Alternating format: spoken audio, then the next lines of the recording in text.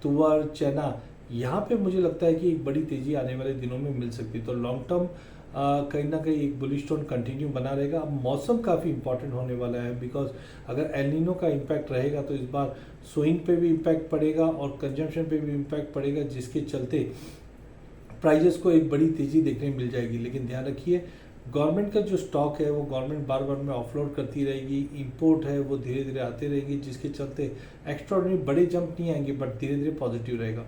Overall international scenario अगर देखें तो ग्लोबल के जो पल्सेस प्रोडक्शन है वहाँ पे हमने मासिव सर्ज देखा है 4 मिलियन टन का, जिसके चलते अब तक हमने देखा येलो पीस या चने इन सब के भाव में कंटिन्यू दबाव था।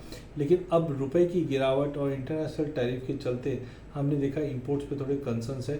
हाँ, एक चीज़ ज़रूर है कि अगर हम ओवरऑल ओरिजिन देखें कनाडा का, वहाँ से अभी भी सप्लाई काफ़ी बनी हुई है।